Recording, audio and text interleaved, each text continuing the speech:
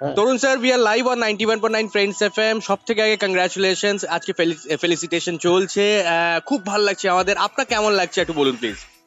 দেখুন, অ্যাওয়ার্ড মানেই একটা উৎসাহ, এবং এটা তো একটা বিশ্ববিখ্যাত অ্যাওয়ার্ড, ভারতবর্ষের একটা শ্রেষ্ঠ অ্যাওয়ার্ডের মধ্যে পড়ে।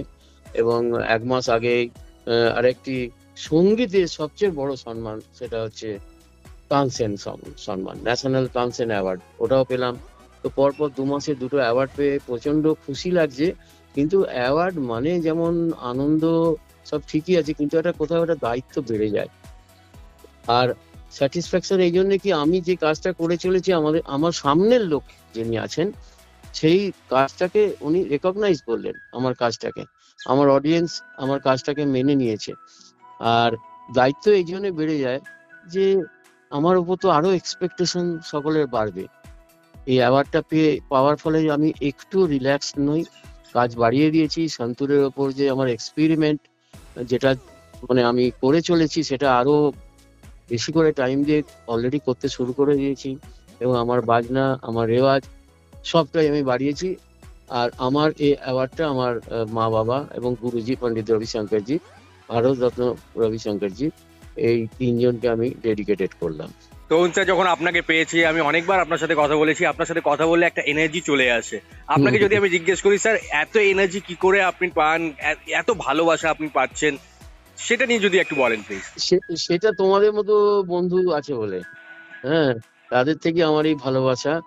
আর মিউজিক একটা এমনই জিনিস, এটা মানুষকে রিজুভিনেট করে। আর মানুষের ভেতরে যে ভালো জিনিসটা, সেটা আমি বলছি ভারতীয় মার্গ সঙ্গীত, মানে ইন্ডিয়ান ক্লাসিক্যাল মিউজিকের কথা। তো ভারতে আমাদের যে ভেতরে যে ভালো জিনিস সবার মধ্যে লুকিয়ে আছে, সেইটা থেকে বার করে আনা কাজটা সঙ্গীতই করে। আমরা কখনো শুনিনি যে দুটো বড় আর্টিস্ট রাস্তায় মারামারি করছে বা গালাগালি করছে। এই মিউজিক 10 বছর করলে একজন ভালো মানুষ হয়ে যায়, বাই অ্যান্ড বাই ইভেনচুয়ালি দেখবেন তার সব কিছু পাল্টে গেছে। আমার যারা স্টুডেন্ট আছে, ইয়াং স্টুডেন্ট, তারা তাদের ক্লাসের অন্যান্য ছেলেদের থেকে একদমই আলাদা, তাদের সংস্কার একদম আলাদা। তো এই মিউজিকটা যে করবে, সেই এনার্জি পাবে। আর আবার এনার্জি আসে মানুষের ভালোবাসা থেকে।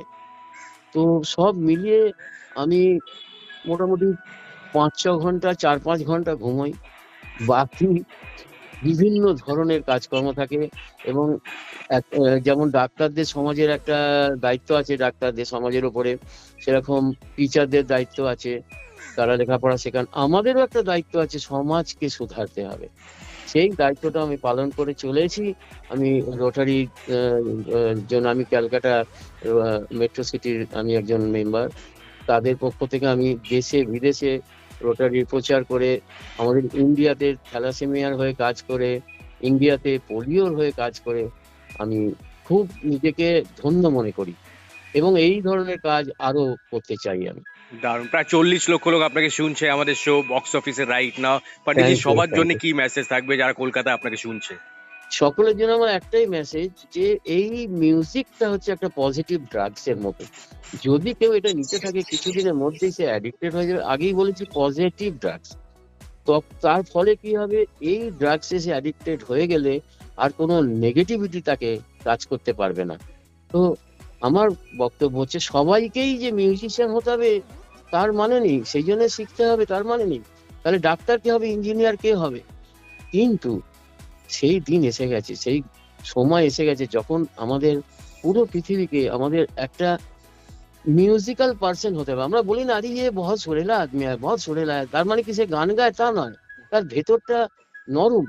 তো আমরা যদি এই মিউজিকটা শিখতে পারি ভালো, যদি না শিখতে পারি, তাহলে সকালবেলা উঠে বিসমিল্লাহ খান সাহেবের সানাই চালিয়ে দিন, সানাই দিয়ে হালকা করে সানাই দিয়ে দিনটা শুরু হোক।